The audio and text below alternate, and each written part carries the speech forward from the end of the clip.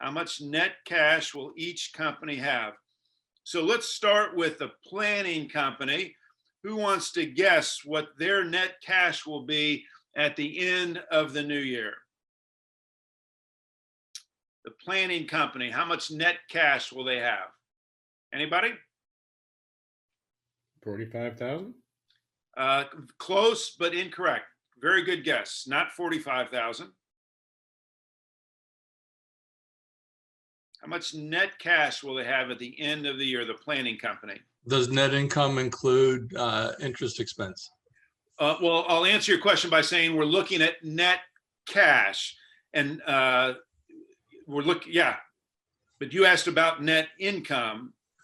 Well, also the question is there any depreciation in that? So, but let's assuming both of them are the same. Yep. I would say that in terms of and assuming that the loan interest is not in the net income for argument's sake, Yep. I would say that the planning company would have $35,000 worth of cash. John, very good answer, and that is correct. The planning company would have $35,000 at the end of the new year, and very simple calculation. Their net income is going to be $40,000. They then have to pay interest of $5,000. That gives them $35,000. They're going to have to spend $50,000 on the increase in total assets, but they also borrowed $50,000. So those two wipe each other out. Net, the planning company, John's company, is going to have $35,000 at the end of the new year. All right, let's turn our attention to the non-planning company. Non-planning company, how much cash will they have at the end of the new year? Negative 10,000. And who said that? I'm trying to look at my pictures here. This is Luis. Louis said minus 10,000. That is correct. How did you arrive at minus 10,000? Well, it's all the operating income the company had was spent on building those assets, but it was insufficient. They had to pull 10,000 from somewhere else. Yep. So they had $40,000 in net income, but they had to purchase $50,000 of assets. So the 40 minus the 50 leaves them with minus 10. They didn't borrow any money. So as Luisa said, end of the year, the non-planning company is in the hole $10,000. And the big question to each of us is, which company are you? Are you the planning company or the non-planning company? So John, you're the CEO of the planning company at the end of this new year. How do you feel about the year?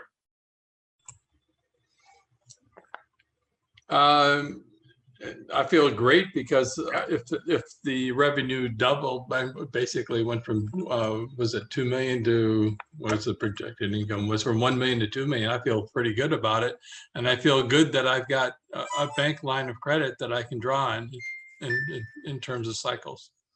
Yep. John is having a big party at the end of the year because his company has doubled in revenue. They're profitable.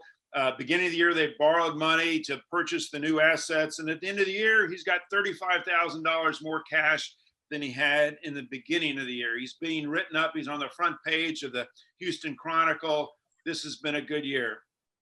Luis, we'll turn to you. You're the CEO of the non-planning company. You also doubled your revenue in this year. You also had $40,000 in net profit. How do you feel about this year? The end of the year, you're in the hole 10 grand. How do you feel? That growth was a mistake because I already was almost in the hole because I was doing a 4% EBITDA, and now I am actually even worse. Yeah.